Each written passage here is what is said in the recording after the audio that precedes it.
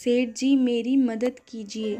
आपको तो पहले ही पता है कि रतन के पापा हमें छोड़कर चले गए हैं भगवान के पास, और अब मैं अकेली हूँ। दोनों बच्चों का भरण पोषण मुझे ही करना है, लेकिन मैं अभागन इतनी गरीब हूँ कि दो तो दूर एक बच्चे को भी पालना मुश्किल हो गया है। तो हमारे पास ना तो कोई ज़मीन है जिससे हम खेती बाड़ी कर लें, और ना ही कुछ काम है। तो आप ही कुछ बताइए जिससे हमारा घर चल सके। लेकिन मैं अपने दोनों बच्चों को पढ़ाना भी चाहती हूँ, पर मेरे पास पैसे नहीं हैं। आप कुछ सुझाव दे सकें तो मुझे दीजिए। सुमित्रा जी, हमारे पास एक सुझाव तो है, लेकिन अगर तुम मानो तो, क्योंकि इसके अलावा मेरे पास भी कोई और सुझाव नहीं है। अगर मैं कुछ दिनों के लिए तुम्हें पैसे भी दे दूं तो हमेशा के लिए तो नहीं दे पाऊंगा, तो फिर तुम्हारा घर कैसे चल पाएगा। इसलिए मैं ये चाहता हूँ कि आपका एक बच्चा कुछ भी दोनों में से, रतन में से या फिर सूरज में से कोई एक बाहर पढ़ने जाए और नौकरी लगाने के बाद आपके घर को संभाले। अब आपके मन पे है ये सवाल होगा कि ये बच्चे का क्या होगा। जो बच्चा यहाँ रहेगा वो बाहर वाले को पैसे कमा कर देगा, जिससे कि उसकी पढ़ाई पूरी हो सकेगी। लेकिन ये सारी चीज़ मैं आप पर छोड़ता हूँ। आपको अगर ये अच्छा लगे तो आप इसे अपनाइएगा। हाँ सेठ जी, मेरे पास वैसे भी इसके अलावा और कोई सुझाव नहीं है। मुझे ये सुझाव आपका बेहतर लगा। क्या हुआ अगर एक बालक नहीं पढ़ पाएगा, कम से कम एक तो पढ़ेगा। मैं दोनों में से आज ही जाकर पूछूंगी कि कौन पढ़ना चाहता है, कौन कुर्बानी देना चाहेगा और कौन बाहर जाकर पढ़ना चाहेगा। पर सुमित्रा जी, ऐसा ना हो कि दोनों ही बालक लड़ने लगे और दोनों ही पढ़ने की जिद करने लगे, फिर क्या करेंगी आप? नहीं नहीं, ऐसा नहीं होगा सेठ जी, क्योंकि मुझे पता है मेरे बेटे दोनों ही बहुत समझदार हैं। वे हर चीज़ को समझेंगे और उनमें से ज़रूर एक ही बाहर जाने को हाँ कहेगा। ठीक है तो सेठ जी, अब मैं चलती हूँ। इस तरीके से सुमित्रा जी वहाँ से चली जाती हैं और सीधे अपने बेटों से पूछती हैं, तुम दोनों से मुझे कुछ बात करनी है। मैं ये कहना चाहती हूँ कि तुम्हें पहले से ही पता है हमारा घर कैसा चल पा रहा है। खाने की तंगी से हम लोग गुजर रहे हैं। खाने के लिए कुछ नहीं है, पहनने के लिए अच्छे कपड़े नहीं हैं। इसलिए मैं यह चाहती हूँ कि तुम दोनों में से कोई एक बाहर पढ़ने जाए और कोई एक मेरे साथ यहाँ रहकर काम करे, जिससे कि जो एक बालक बाहर पढ़ेगा उसको गुजारे के लिए पैसे मिल सकें। फिर जब उसकी नौकरी लग जाएगी तो हम सब उसके साथ रहेंगे और हमारे घर की हालत भी सुधर जाएगी। मैं ये बड़ा सा फैसला तुम दोनों के ऊपर छोड़ती हूँ। माँ, इसमें पूछने वाली क्या बात है? आपको पहले से ही पता है कि सूरज को पहले से ही पढ़ने में इतनी रुचि रही है, तो क्यों ना हम उसे ही बाहर भेजें। और वैसे भी उसे कहाँ काम करना आता है, तो मैं काम कर लूँगा यहाँ। नहीं नहीं भैया, मैं यहाँ काम करूँगा, आप पढ़ने जाना। क्या हुआ अगर मुझे काम नहीं आता है तो मैं सीख लूँगा। नहीं सूरज, तुम पढ़ने जाना, मैं यहाँ काम करूँगा।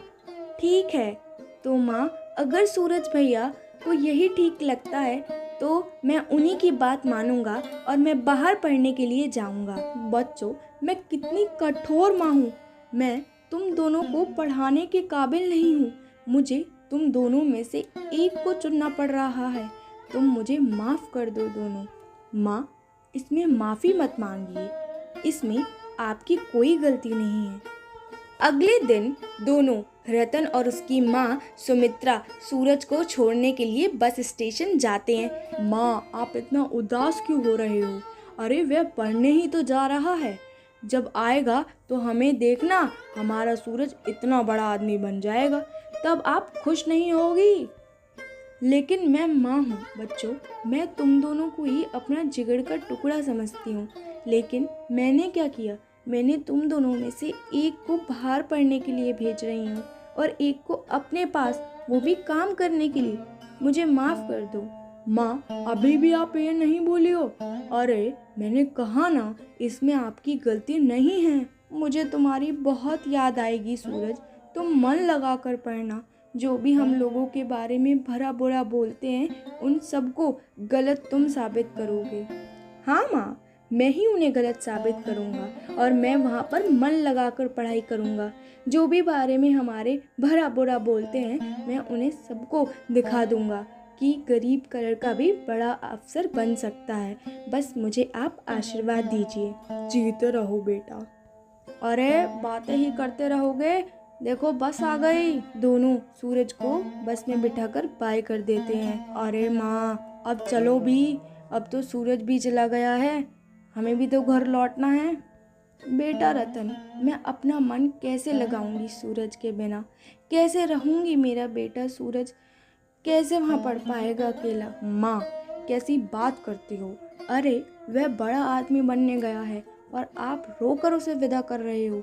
आपको तो खुश होना चाहिए। बल्कि वैसे भी आपका दूसरा बेटा रतन तो है आपके साथ। हाँ बेटा, मुझे लगता है मैं ज़्यादा ही सोच रही हूँ सूरज के बारे में। वही तो माँ, अब जाकर समझी हो आप। चलो तो अब घर चलते हैं। इस तरीके से दोनों माँ बेटे घर की ओर लौटने लगते हैं। तभी रास्ते में उन्हें किशोरी यानी कि सेठ जी मिलते हैं। तब वह उनसे कहता है, अरे सुमित्रा जी, छोड़ आए उसे? हाँ जी, आपकी दुआओं से हम उसे छोड़ आए अभी अभी।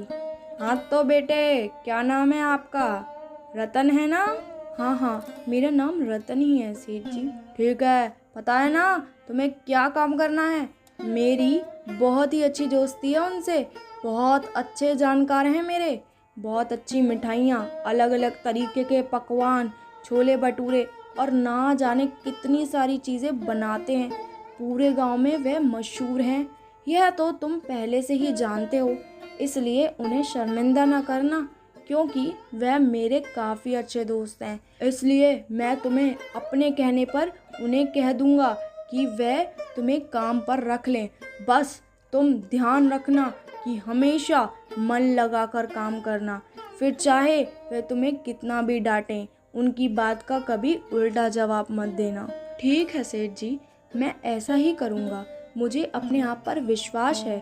मैं जो भी चीज़ करता हूँ उसे मन लगाकर करता हूँ, चाहे वह कुछ भी हो।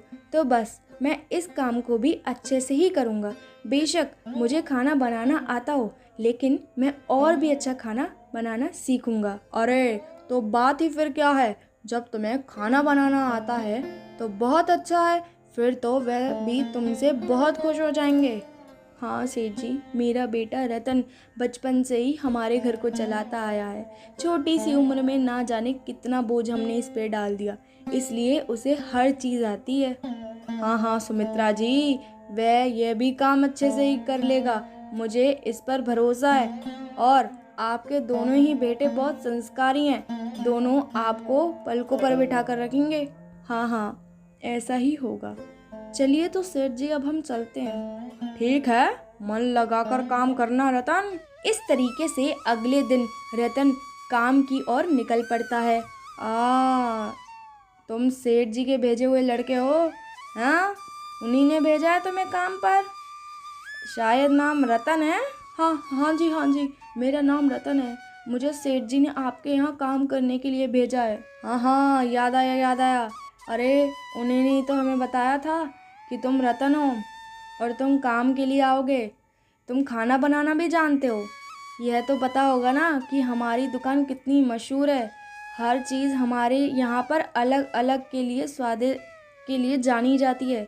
इसलिए कभी भी हमारी दुकान को नीचे ना गिरने देना। बड़ी बड़ी दुकानों को इस गांव में टक्कर देती है। आप मेरे पे विश्वास रखिए, मैं बहुत ही अच्छा खाना बनाता हूँ। अगर मुझे कुछ ना आए तो मैं आपसे पूछ लूँगा, लेकिन आपकी दुकान की हमेशा इस तरीके से तारीफ़ें होती रहेंगी और कभी कम नहीं होंगी। हाँ, बहुत खूब, अच्छा लगा। बस अब हमारे विश्वास को कभी ना तोड़ना और अच्छा खाना बनाकर हम सबको खुश कर देना। ठीक है। कुछ देर बाद हलवाई रतन को देखने के लिए आता है कि वह किस तरीके से खाने को बना रहा है। अरे अरे वाह वाह, बहुत अच्छी खुशबू आ रही है, बहुत अच्छी। लड्डू बनाए जा रहे हैं, बहुत खूब, लगे रहो। काम खत्म होने के बाद रतन घर की ओर निकल पड़ता है। तभी उसकी माँ सुमित्रा उससे बोलती है, बेटा तू आ गया, कितनी देर लगा दी। हाय, मैं कितनी देर से इंतज़ार कर रही थी, तूने आज बहुत वक्त लगा दिया। और कैसा रहा तेरा आज का दिन, कुछ गड़बड़ तो ना हुई? माँ, गड़बड़ कैसे, ये सब तो छोड़ो, ऊपर से उन्होंने मेरी बहुत तारीफ़ें करी, कहा कि तुम कितना स्वादिष्ट खाना बनाते हो। मेरी खाने की खूब तारीफ़ करी उन्होंने, और ये तक कहा कि लोगों को मेरा खाना बहुत अच्छा लग रहा है। लेकिन बेटा, तूने एकदम से इतना अच्छा खाना कैसे बनाना सीख लिया? माँ देखो, पहले से ही मुझे कई सारी चीज़ें आती थी और कुछ नहीं आती थी, जैसे मिठाइयाँ, पकवान तरह तरह के, तो वो मुझे हलवाई जी ने सिखा दी और सारी चीज़ों को मुझे अच्छे से बता दिया। अब मैं किसी भी चीज़ को नहीं भूलूँगा और अलग अलग पकवान बनाने भी सीख गया हूँ। और उन्होंने ये तक कहा है कि वो मेरी इतनी मेहनत से इतने वाकिफ़ हुए हैं कि अगले महीने मुझे पैसे भी मिलेंगे। हाँ बेटा, चल तो तू मुँह हाथ पैर धो ले, मैं तेरे लिए खाना लगाती हूँ। ऐसे ही कुछ दिन रतन रोजाना काम पर जाता। पूरे गांव में सारे लोग रतन की तारीफें करने लगे। जब उन्हें पता लगा कि कुछ दिनों से रतन ही सारी मिठाइयाँ, पकवान इत्यादि चीज़ों को बना रहा है, तारीफें सुनकर रतन भी काफ़ी खुश हुआ। एक दिन हलवाई रतन के पास जाकर कहता है, अरे रतन भाई, तूने तो मुझे खुश ही कर दिया। पूरे गांव के लोग तेरी तारीफें करते हुए नहीं थक रहे हैं। अब तो तू एक काम कर, दुगना खाना बनाया कर, क्योंकि आजकल ग्राहक ही बढ़ते जा रहे हैं। भाई, तुम बहुत ही ज़्यादा शुभ हो मेरी दुकान के लिए, और चाहो तो मैं तुम्हारी पगार डबल भी कर दूंगा। बहुत बहुत शुक्रिया, मेरे खाने का स्वाद कभी कम नहीं होगा। मैं आपकी दुकान के ग्राहकों को कभी निराश नहीं होने दूंगा, मुझे तुम पर भरोसा है।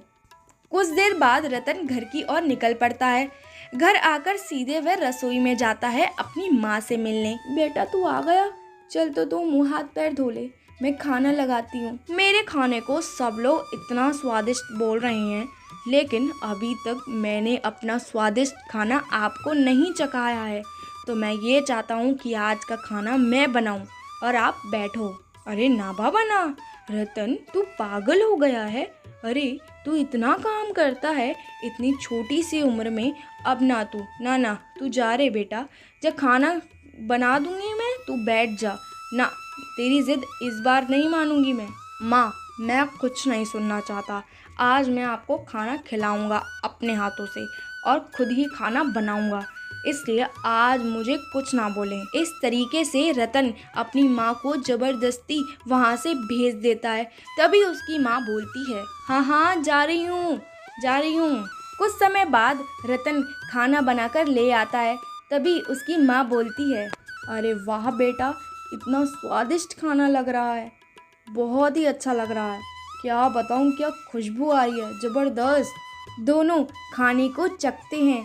खाना चखने के बाद सुमित्रा उसकी भर भर के तारीफें करती हैं। माँ, मैं क्या सोच रहा हूँ कि कुछ दिनों से सूरज से भी बात नहीं हुई है, तो चलो आज सेठ जी के पास चलते हैं और सूरज से बात करके आते हैं। बेटा, मेरा भी बहुत मन है उससे बात करने का। हाँ, मैं भी काफ़ी दिनों से उससे बात करने के लिए तरस रही हूँ। चल, दोनों चलेंगे। सर जी, हम पर एक और एहसान कर दीजिए, आपकी बहुत मेहरबानी होगी। हमें सूरज से बात करनी है, काफ़ी दिन हो गए, माँ का भी जी बहुत मिचला रहा है सूरज से बात करने के लिए। अगर हो सके तो आप अपने मोबाइल पर हमें सूरज से बात करा दें। अरे क्यों नहीं, कैसी बात कर रहे हो? अरे सुमित्रा जी, आप बात करिए, पूछिए कि कैसा चल रहा है। मुझे तो ज़रूर पता है आपका बेटा सूरज हर क्लास में अव्वल ही आ रहा होगा, कक्षा में आपका नाम रोशन कर रहा होगा, और कुछ नहीं। आपकी ही दुआ है। अरे नहीं सुमित्रा जी, हमें शर्मिंदा ना करें, हमने इसमें क्या किया है? अरे उसमें परिश्रम वाले गुण हैं, तभी तो जाकर हर क्लास में अव्वल आ रहा है। लीजिए, तो आप बात कर लीजिए, मैं आपका ज़्यादा समय व्यर्थ नहीं करना चाहता। इस तरीके से रतन अपने भाई सूरज से काफ़ी देर बात करता है। सुमित्रा काफ़ी देर से इंतज़ार कर रही थी कि कब उसका नंबर आए और वह भी अपने बेटे सूरज से बात करे, लेकिन उससे रुका नहीं जाता। तभी बीच में वह बोलती है, अरे रतन बेटा, मेरी भी बात करा दे सूरज से। तू कितनी देर से बात कर रहा है? अरे माँ, क्यों नहीं, कोई नहीं, आप बात कर लो। लो तो फिर। ऐसे सुमित्रा अपने बेटे सूरज से काफ़ी देर तक बात करती है। बात करने के बाद दोनों माँ बेटे सेठ से शुक्रिया बोलकर घर की ओर चल पड़ते हैं। कुछ महीने इसी तरीके से गुजरते हैं। रतन अपनी पूरी मेहनत लगन से अपने काम पर ध्यान दे रहा था और वहीं दूसरी ओर सूरज हर कक्षा में अव्वल आता, अच्छे मार्क्स प्राप्त कर रहा था।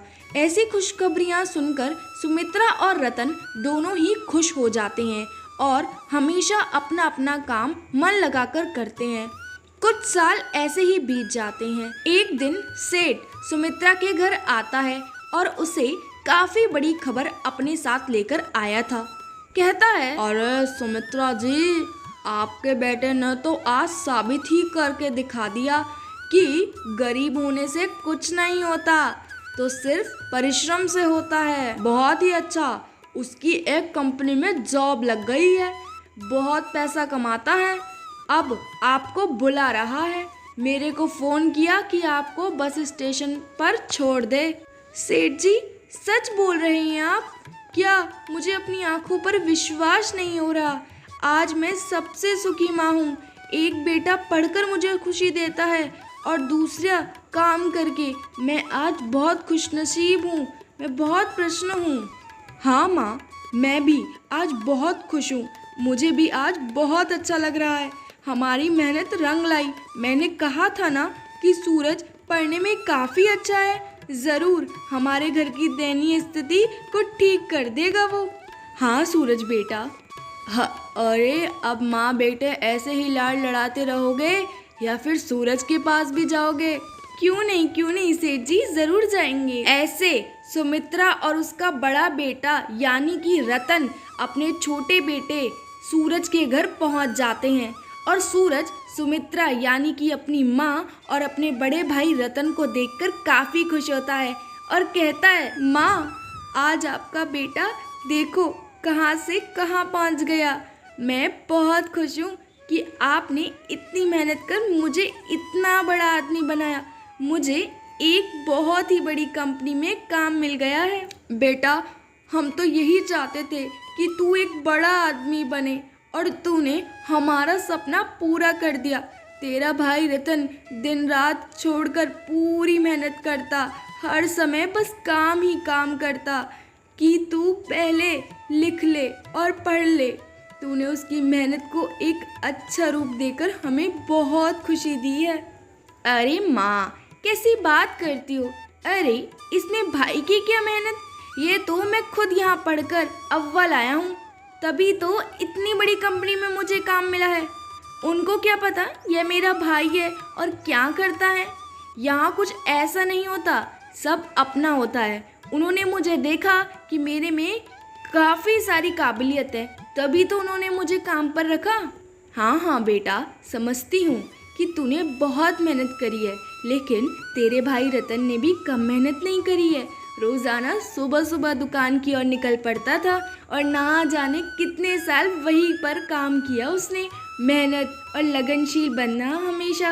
अरे भाई, अभी तक आप इस झोले को लेकर घूम रहे हो, इस झोले को कब तक इस्तेमाल करोगे? अरे ये तो तब था जब मैं वहाँ गांव में रहता था। हाँ सूरज, ये हमारी यादें हैं, इन्हें कैसे छोड़ सकता हूँ। अब इसका ज़माना गया भाई, अब तो बड़े बड़े सूटकेस ट्रंकों में सामान लाया और ले जाया जाता है, ये सब अब नहीं चलता। हाँ, अब तू दिला देना।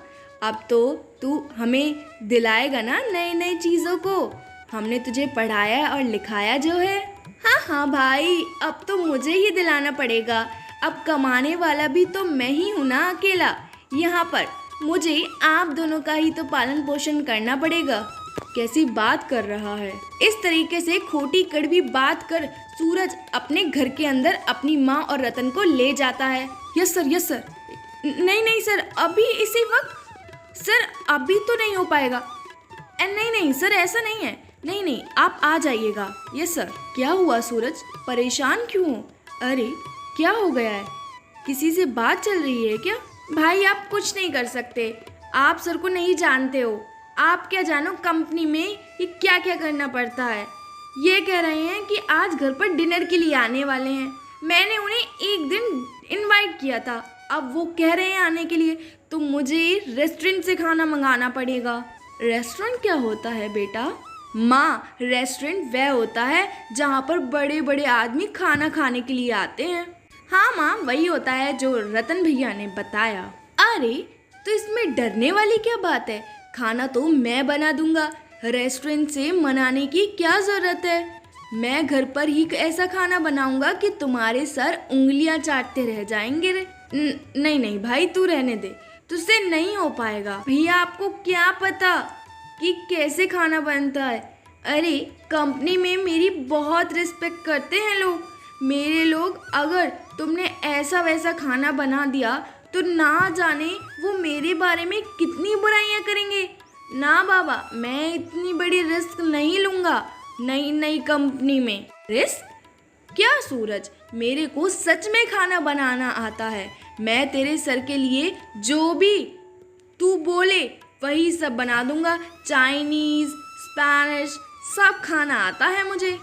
कैसी बात करते हो रतन भैया, आपको खाना बनाना आता है, और वह भी आप जिनके नाम ले रही हो। आपको पता भी है कि वो कैसा खाना होता है, या आपने देखा भी ना हो उसे? सूरज, मुझे ये सारी चीज़ें बनानी आती हैं। अगर तू चाहे तो मुझ पर विश्वास करके देख ले, मैं तुझे सारी की सारी चीज़ें बनाकर दिखा दूंगा जो तू बोले। हाँ बेटा सूरज, रतन सही बोल रहा है, उसे अलग अलग प्रकार के खाना बनाने आते हैं। अभी जितने साल तू यहाँ पढ़ा, तूने यहाँ मेहनत करी, तभी वहाँ पर उसने ना जाने अपने उन हलवाई से बहुत सारी तरीके की डिशेस बनानी सीख ली। यही कहता है वो। ठीक है माँ, आज आपकी बात मान कर देखता हूँ। रतन भैया ही खाना बना लेते हैं। भैया लेकिन खाना अच्छा बनाना, क्योंकि मैं नहीं चाहता कि मेरी कहीं भी नाक कटे। इस तरीके से कुछ देर बाद सूरज का सर आ जाता है। अरे सर, आइए आइए आइए, अंदर आइए। अरे बहुत अच्छी खुशबू आ रही है, आज तो खाने में अलग ही मज़ा आने वाला है। हाँ हाँ सर, क्यों नहीं, आप अंदर आइए।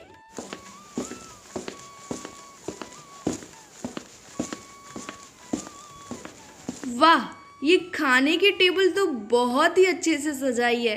किसने किया है ये अद्भुत काम? वह खाने की डेकोरेशन को अच्छे से समझता है। सर मैंने किया है ये।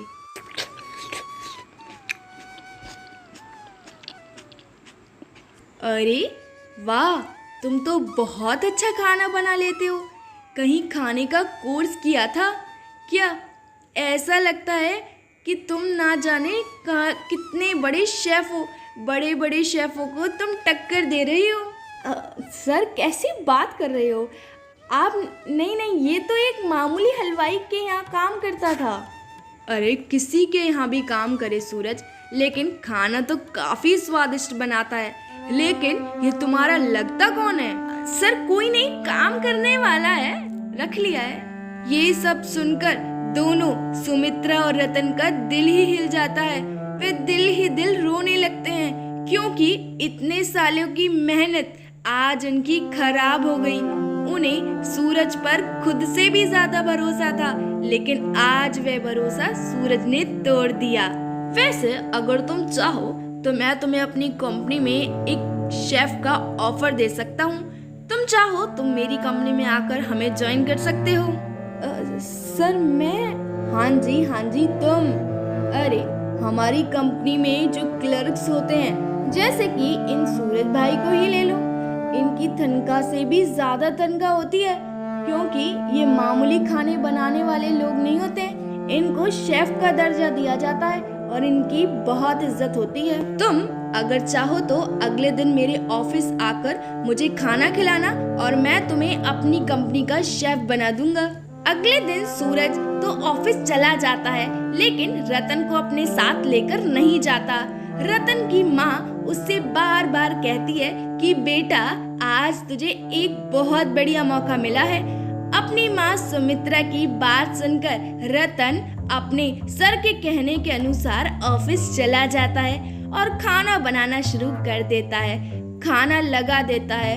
सर उसे कहते हैं और उसकी बहुत तारीफें करते हैं। उसे अपनी कंपनी का शेफ बना देते हैं। बधाई हो, आज से तुम मेरी कंपनी के शेफ हुए।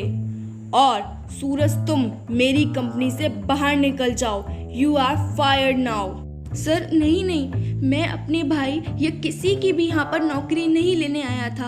अगर आपको मुझे ये शेफ बनाना है तो आप मुझे बना सकते हैं, लेकिन किसी को भी उनकी जगह से ना हटाएं। अच्छा, मतलब कि ये तुम्हारा भाई है।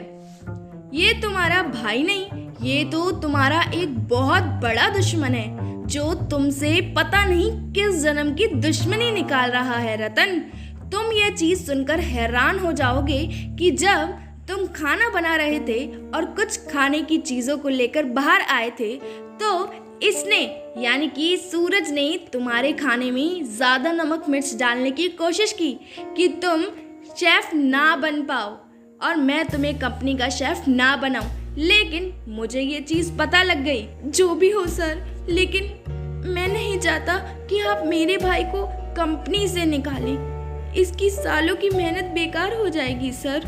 अगर तुम कहते हो तो चलो ठीक है, मैं इन सूरज को अपनी कंपनी में रख लूंगा। माफ कर दो भाई, मुझे माफ कर दो रतन भैया।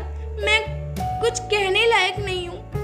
आज मैं आपका और माँ का दिल ही नहीं दिखाया, आपको रुलाया भी बहुत है। मैं भूल गया था आप दोनों ने कितनी मेहनत कर मुझे इस मुकाम पर पहुँचाया। मैं बेवकूफ आज उन्हीं को पहचानने से इनकार कर रहा था। मुझे भगवान भी कभी माफ नहीं करेगा। मैं इतना बुरा हूँ। नहीं सूरज, तुम गलत नहीं हो। ये तो तुम्हारी बुद्धि थी जो तुम्हें यहाँ ले आई। तुम एक बड़े मुकाम पर पहुँचे तो तुम्हें जरा सा परिवर्तन आया और उस परिवर्तन के कारण ही तुमने हमसे ऐसा बर्ताव किया। हाँ, मैं मानता हूँ कि ये गलत है, लेकिन अगर तुम्हें अपनी गलती पर पश्चाताप हो रहा है तो तुम्हें हम क्या भगवान भी माफ कर देंगे। मैं बेवकूफ कितने अच्छे भाई को अपना भाई बनाने से इनकार कर रहा था। आज मुझे अपने ऊपर बहुत गुस्सा आ रहा है। तुम अपनी गलती पर शर्मिंदा हो और उसे सुधारना चाहते हो तो हम तुम्हारे साथ हमेशा खड़े रहेंगे और तुम्हारा साथ जीवन भर नहीं छोड़ेंगे। इस तरीके से रतन इतनी बेइज्जती सुनने के बाद भी अपने छोटे भाई को समझाया और उसके साथ हमेशा दिया। दोस्तों, आपने इस कहानी से क्या सीखा? मैंने तो ये सीखा कि अगर हम पर कोई विश्वास करता है और हमें ऊंचे मुकामों पर पहुंचाने के लिए दिन रात कड़ी मेहनत करता है तो हमें उसका परिणाम भी उन्हें देना चाहिए और उनकी मेहनत पर कभी पानी नहीं फेरना चाहिए, क्योंकि एक वक्त उन्होंने तुम्हारे लिए अपने सपनों को त्यागा था और तुम अपने सपने बनाने के लिए आज उन्हें त्याग रही हो।